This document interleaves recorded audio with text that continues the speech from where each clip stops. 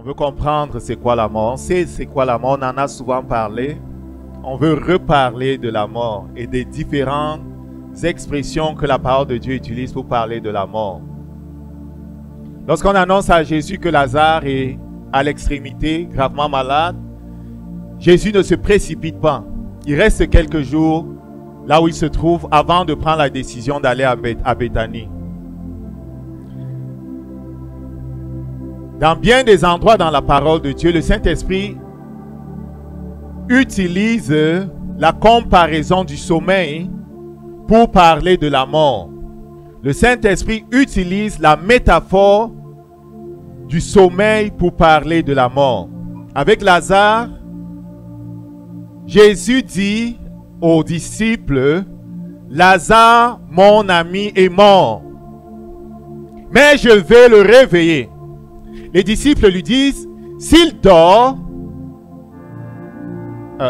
Lazare, notre ami, dort, mais je vais le réveiller. Les disciples disent, s'il dort, il sera guéri. Alors Jésus leur parle clairement et dit, Lazare est mort. Mais il crut qu'il parlait de l'assoupissement du sommeil. Ok? Il leur dit clairement, Lazare est mort. Quand il dit, il dort, je vais le réveiller, il pense qu'il dit, Lazare dort, tu comprends? Dort du sommeil. Mais il dit clairement, il est mort. Quand il dit clairement, il est mort, cela veut dire que quand on dit, il dort, c'est une expression métaphorique. C'est une comparaison. On va élucider ça de plus en plus tantôt. Dans Matthieu chapitre 9, à propos de la fille de Jairus, le Saint-Esprit dit que des gens venaient de la maison de Jairus et dit à Jairus, ne dérange plus le maître, ta fille est morte. Jésus ignore la parole, il dit à Jairus, crois seulement. Et quand il arrive dans la maison de Jairus, il chasse les gens, il leur dit, pourquoi vous pleurez? Ok? Elle n'est pas morte, mais elle dort, n'est-ce pas? Elle n'est pas morte, mais elle dort. Et les gens se moquaient de lui. Matthieu chapitre 9, verset 24. Elle n'est pas morte, mais elle dort. Et les gens se moquaient de lui. Donc, dans l'Ancien comme dans le Nouveau, cette expression est utilisée. Ils dorment. Daniel 12, verset 2. Plusieurs de ceux qui dorment dans la poussière de la terre se réveilleront, les uns pour la vie éternelle, les autres pour l'opprobre, pour la honte éternelle. Plusieurs de ceux qui dorment dans la poussière, ils dorment dans la poussière, dans toutes les places, à cause de ce que, lorsque la personne est partie, après un certain nombre de jours, il y a toutes sortes d'odeurs. Quand j'étais jeune, on habitait à Marois, c'est au Cameroun, dans l'extrême nord. On était proche d'un hôpital. Et il y avait la morgue pas loin de nous. Je te dis, quand les gens ne venaient pas retirer leurs affaires, je ne sais pas si leur frigo fonctionnait toujours, il n'y avait pas de bonnes odeurs. Parfois, c'était l'odeur du formol. Et c'est une odeur qui était restée dans ma pensée, si tu veux. Mais ce n'était pas une odeur drôle. Ce n'était pas une odeur drôle. Parfois, ils venaient les chercher, ces tentes, ces choses-là dans lesquelles les gens avaient habité pour les amener. Certains n'avaient pas de voitures ou de trucs pour les transporter. Parfois, ils les traînaient sur des vélos. Ça sentait pas toujours bon. Je comprends. Et je veux dire que... Et quand ça ne sent pas bon, qu'est-ce qu'on fait? On court pour mettre ça dans la terre parce que vraiment, l'odeur là, on n'est plus capable. Tu comprends? On met ça dans la terre. Donc, plusieurs de ceux qui dorment dans la poussière et quelque temps après, si tu viens ouvrir la terre pour voir, ça s'est parfois transformé complètement en poussière. Okay? Plusieurs de ceux qui dorment dans la poussière où on les a déposés se réveilleront, les uns pour la vie éternelle, les autres pour l'opprobre et pour la honte. Okay? Donc, ce que veux que tu vois, c'est le fait qu'ils dorment. Dans 1 Thessaloniciens 4, verset 13, nous ne voulons pas, frères, que vous soyez dans l'ignorance au sujet de ceux qui dorment, afin de vous affliger comme les autres qui n'ont point d'espérance. Okay? On ne veut pas que nous soyons comme sans espérance au sujet de ceux qui dorment. Il parle de ceux qui sont partis. Donc, le Saint-Esprit, dans l'Ancien, dans le Nouveau Testament, utilise la comparaison de ce que la personne dort. Est-ce qu'on est d'accord? Ce n'est pas nouveau, vous le connaissez, vous le savez. Il dort. Acte 7, verset 59 à 60. À propos de ce il dort là, je vais arriver là tantôt. Parfois, les gens l'ont interprété en disant que s'il dort, cela veut dire que il n'y a rien, tu comprends? Il dort comme le sommeil là. Il n'y a aucune conscience. C'est fini la shutdown until la résurrection quand on allume encore la lumière. Tu comprends? 1 Thessaloniciens 4, verset 13. Le Saint-Esprit va nous expliquer le sens de « il dort ». 4, verset 13, on l'a déjà lu. Acte 7, verset 59 à 60. C'est Étienne. Étienne, conduit par le Saint-Esprit, prêche, parle devant le Sanhédrin. Il explique merveilleusement par le Saint-Esprit la croix, le sens du ministère de Jésus, le sens de la correction que le Saint-Esprit est en train de faire par rapport au décalage qu'il y avait eu depuis Néhémie et puis Esdras et la venue du Messie. Il explique ces choses et à un moment donné, le Seigneur lui donne une vision du ciel. Il voit Jésus debout à la droite de Dieu. Il parle de cette vision. Les gens se ferment les oreilles, crient, jettent leurs vêtements, ramassent des pierres et se mettent à le lapider. Comme toujours, les gens n'aiment pas la vérité. Les gens n'aiment pas la vérité. Ils le lapident, ils le tuent. Verset 59. Il lapidait Étienne qui priait, Seigneur, reçois mon esprit. Reçois mon esprit. Puis s'étant mis à genoux, il s'écria d'une voix forte, Seigneur, ne leur impute pas ce péché. Après ces paroles, il s'endormit. Le Saint-Esprit dit, il s'endormit. Sauf qu'il y a quelque chose de nouveau ici. Il y a quelque chose de nouveau. Le Saint-Esprit nous dit, avant de s'endormir, il dit, Seigneur, reçois mon esprit. Étienne remet son esprit au Seigneur. Certains vont dire, Étienne souffle son dernier souffle.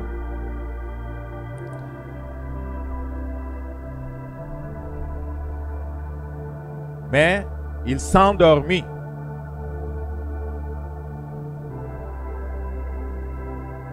À propos de Jésus-Christ aussi, sa mort, qu'est-ce que le Saint-Esprit dit à propos de la mort de Jésus? Jésus-Christ, après qu'il ait tout accompli et que c'était le temps pour lui de souffler son dernier souffle aussi, Jésus dit, Père, je remets mon esprit entre tes mains. Je remets mon esprit entre tes mains. Et en disant ces paroles, il expira. Il expira. Matthieu dit, Jésus poussa de nouveau un grand cri et rendit l'esprit. Marc dit, Jésus ayant poussé un grand cri, expira. Le témoignage de Jean dit, quand Jésus eut pris le vinaigre, il dit, tout est accompli, et baissant la tête, il rendit l'esprit. Il rendit l'esprit. Il souffla son dernier souffle. Pour ceux qui ont eu le privilège d'être à côté de ceux qui s'en vont, c'est un moment où c'est comme si un ballon était dégonflé. La personne expire. Ses poumons se vident. Le Saint-Esprit dit, ce n'est pas que ses poumons qui se vident, mais l'attente aussi.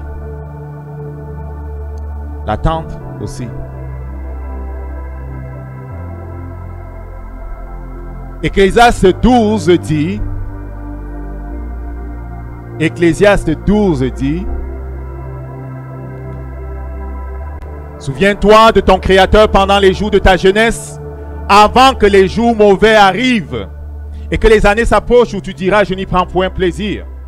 Avant que s'obscurcisse le soleil et la lumière, la lune et les étoiles, que les nuages reviennent après la pluie, temps où les gardiens de la maison tremblent, où les hommes forts se courbent, où celles qui meulent s'arrêtent parce qu'elles sont diminuées, où ceux qui regardent par les fenêtres obscurcis, où les deux battants des portes se ferment sur la rue quand s'abaisse le bruit de la meule, où que se lève le chant des oiseaux, où s'affaiblit toutes les filles du champ, où l'on redoute ce qui est élevé, où l'on a de la terreur dans le chemin, où l'amandier fleurit, où la sauterelle devient pesante, où la capre n'a plus d'effet, car l'homme s'en va vers sa demeure éternelle. C'est une atmosphère de mort, tu comprends? Lorsque la mort vient, il y a comme une sorte de raideur qui s'installe, une sorte d'atmosphère pesante qui s'installe. Et en général, cela commence par les pieds, cette rigidité, cette froideur, et cela remonte tranquillement dans le corps. Pour ceux qui ont déjà expérimenté cette affaire, ils connaissent de quoi je parle. Ceux qui en ont expérimenté, ça commence toujours par les pieds qui deviennent comme froids et ça monte tranquillement. C'est comme si l'esprit de la mort touche, boum, la personne. Et comme il est froid et glacial, comme l'enfer, cela remonte tranquillement dans la tente. Et la personne est en train de s'en aller tranquillement. Et on peut voir qu'elle s'affaiblit. Ecclésiaste parle de l'affaiblissement sous l'effet de la présence de l'esprit de la mort qui est venu pour faire son œuvre. La grande faucheuse est venue pour faire son œuvre. L'homme s'en va vers sa demeure éternelle et les pleureurs parcourent les rues. Verset 6. Avant que le cordon d'argent ne se détache, que le vase d'or se brise et que le seau se rompe sur la source et que la roue se casse sur la citerne. Il utilise l'image d'un puits au-dessus duquel il y a une roue avec laquelle on tourne pour tirer l'eau du puits. Il utilise ça pour imager la vie de l'homme. La vie de l'homme. Lorsque le cordon d'argent se coupe et que ton seau tombe et se casse au fond de ton puits et que même ta poulie se casse, tout est fini quoi. L'instrument qui était là pour servir à la vie est comme complètement débarqué, tu comprends? Sauf que le Saint-Esprit nous dit quelque chose là. Au sujet du cordon d'argent, tout le monde sait ce que c'est. La parole de Dieu ne va pas plus loin que ça ici là. La parole de Dieu n'en dit pas beaucoup. Mais au sujet du cordon d'argent, tous ceux qui font les voyages de l'âme, tous ceux qui font les voyages de l'esprit, tous ceux qui sont dans le bouddhisme, la rose-croix, la franc-maçonnerie, les sorciers, connaissent c'est quoi. Je me souviens, j'étais à Garoua, secondaire. Je ne sais pas quel ami c'était. Il m'avait donné un livre dans lequel, heureusement, je n'ai pas lu beaucoup. J'avais juste ouvert quelques pages. On expliquait les affaires de projection astrale. Petit, il était rosicrucien, son père était rosicrucien. J'ai vu ces images du corps de quelqu'un qui, couché dans un lit, fait des incantations. Son esprit sort et se met au-dessus comme de son corps. Et il y a comme un cordon qui lie le livre. Et on explique aux gens comment faire de la projection astrale. La projection astrale, c'est un terme qui veut dire, pour ceux qui font cette chose qui est défendue par notre Dieu, pour ceux qui font ces choses qui est défendue par notre Dieu, il est question de faire de la méditation afin que l'âme et l'esprit quittent le corps. L'âme et l'esprit quittent le corps. Pendant que l'âme et l'esprit quittent le corps, il y a un cordon qui lie l'âme au corps. L'âme et l'esprit au corps. Et ces gens-là qui voyagent donc pendant que un démon vient habiter le corps pour le garder actif et faire la connexion avec l'âme et l'autre qui est parti. Le cordon d'argent, c'est ce cordon d'argent-là. À la mort, le cordon d'argent est brisé. Lorsque le cordon d'argent est brisé, l'âme qui est sortie ne peut plus revenir. L'âme qui est sortie ne peut plus revenir dans le corps, sauf si Jésus-Christ commande que cela soit ainsi. J'en parle pour t'instruire, mais c'est interdit par notre Dieu de voyager par d'autres moyens que par le Saint-Esprit. Les chrétiens voyagent aussi. Quand tu es dans ton lieu de prière, le Saint-Esprit utilise son esprit pour l'amener à gauche et à droite. Tu n'as pas le droit de le faire de ta propre initiative avec comment dire ça, la collaboration des démons. Laissez ça aux sorciers, laissez ça aux francs-maçons, laissez ça aux rosicruciens, laissez ça aux bouddhistes, laissez ça aux autres religions, laissez ça à ceux qui n'ont pas le Saint-Esprit. Nous avons le Saint-Esprit, nous n'avons pas besoin d'autre chose. Amen. Je ferme la parenthèse. Donc, à la mort, le cordon d'argent est brisé. Le cordon d'argent est brisé. C'est de ça qu'il est question. Cela veut dire que c'est impossible de revenir. Sauf si c'est lui qui est la résurrection et la vie te ramène. Je vous ai parlé du témoignage de cette jeune fille qui un soir se couche. Elle est surprise de voir que elle décolle de son corps. Elle voit des couleurs. Elle continue. Elle sort dans sa chambre. Elle sort dans son salon. Elle sort dans la grande cour. Et boum, elle était comme en duel dans le monde spirituel. En fait, elle était déjà dans le monde spirituel. Elle était morte en fait. Elle est partie. Et alors qu'elle partait, elle s'en allait même en enfer. Elle s'en allait en enfer. Il y a des gens qui sont sortis d'un enclos à la porte de l'enfer qui venaient déjà la récupérer. Un disait, elle est des nôtres. L'autre disait, non, elle n'est pas des nôtres. Elle est des nôtres, non, elle n'est pas des nôtres. Non, regarde ce qu'elle a, elle est des nôtres. Non, elle n'est pas des nôtres. Jésus est venu la chercher, la ramener dans sa chambre. Et elle se couche sur son corps, elle n'arrive pas à rentrer. J'ai coupé le témoignage, ce n'est pas le point. Elle se couche sur son corps, elle n'arrive pas à rentrer. Quand le cordon d'argent est brisé, tu ne peux pas rentrer dans ton corps. Tu entends les gens autour de toi, tu vois les couleurs, tu vas même pleurer. Certains qui sont morts ne partent pas tout de suite. Tu vas essayer de dire aux gens que laissez mon corps, ne l'amenez pas à la morgue. On amène à la morgue, tu t'assois à la morgue, tu pleures, tu attends. Tu pleures, tu cries, tu attends. Après, tu les vois prendre ton corps enterré. Il y en a qui... Dieu nous ferme les yeux. Si Dieu nous ouvrait les yeux, on aurait bien des problèmes. On verrait ces gens-là qui se baladent dans la rue, ces esprits errants-là, qui se baladent. Certains se baladent parce qu'ils n'ont pas été encore rattrapés par les torses, par les esprits ramasseurs qui ramènent les gens ailleurs, ou parce que quand ils n'appartiennent pas à Dieu, quoi. Pour ceux qui sont morts avant le temps, ils se baladent sur la terre jusqu'à ce que leur temps arrive avant d'être emportés. Ce n'est pas le sujet encore. Mais je veux simplement te dire, quelque chose sort et ce quelque chose est complètement conscient. Regarde. Nous sommes donc toujours pleins de confiance et nous savons que si, qu'en demeurant dans ce corps, nous demeurons loin du Seigneur. Regarde qu'est-ce qu'il est en train de dire. Avant, on disait, il dort. Mais regarde comment il dit. Il parle maintenant de quelqu'un qui demeure dans le corps. Tu comprends? Il dit, en demeurant dans le corps, nous sommes loin du Seigneur. Quand nous marchons par la foi et non par la vue, nous aimons mieux quitter ce corps pour demeurer auprès du Seigneur. Donc, il y a quelqu'un qui habite dans ce corps et qui veut quitter le corps. Cela veut dire qu'il y a une différence entre la personne et le corps. Le verset 1 de ce même chapitre dit, « Nous savons que si cette tente, ce que tu vois c'est ma tente, ce n'est pas moi.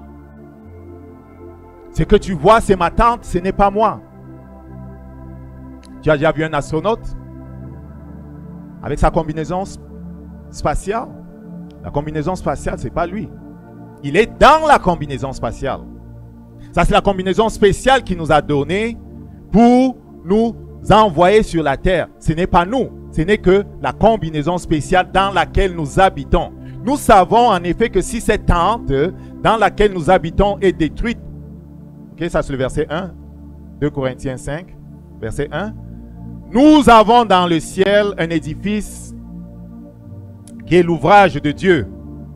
Une demeure éternelle qui n'a pas été faite de main d'homme. Il dit, nous gémissons dans cette tente, désirant revêtir le domicile céleste. Donc, il y a quelqu'un qui, dans le corps, se sent loin de Dieu et qui gémit, qui aspire, qui veut aller vers Dieu, qui veut quitter la tente et aller vers Dieu. Et il dit, si cette tente est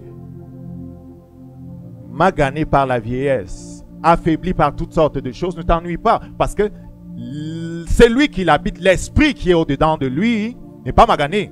L'esprit qui est au-dedans de lui, s'il se nourrit des choses de Dieu, est transformé à l'image de Jésus. Amen.